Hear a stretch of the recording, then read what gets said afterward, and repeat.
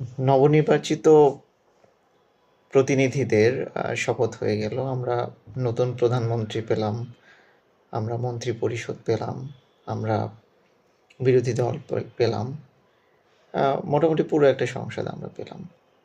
সংসদের কাছে অনেকের অনেক ধরনের প্রত্যাশা। একজন কবি হিসেবে আসলে আমার কি প্রত্যাশা তা নিয়ে একটি কবিতা।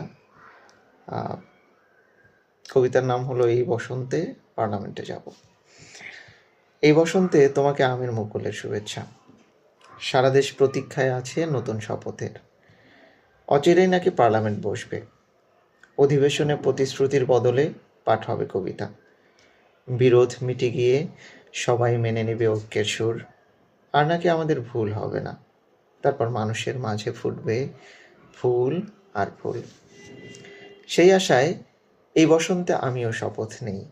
আমার শপথ সবুজ, আমার শপথ ফুল, আমার শপথ স্বপ্ন, ভালোবাসা মুশকুল।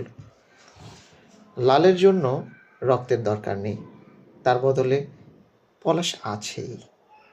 বিপ্লব তো বহুত হলো, ভালোবাসবো কবে? এই বসন্তে নেতা জানালো আমাদের আর নাকি বিপ্লব করতে হবে না, এখন শুধু ভালোবাসা আর ভালোবাসা। আমি প্রস্তুতি নিয়ে পাঞ্জাবি পরছি, তুমি পরো লাল শাড়ি। ছোট্ট একটা টিপও দিও কপালে। আমাদের সন্তানেরা সাজুক সাদা পোশাকের একরাশ পবিত্রতা নিয়ে। এই বসন্তে আমাদের গন্তব্য পার্লামেন্ট। সেখানে নেতা নাকি সুষম গোলাপ বন্টনের শপথ নেবেন। আমি আবার বলছি, এই বসন্তে আমাদের গন্তব্য পার্লামেন্ট।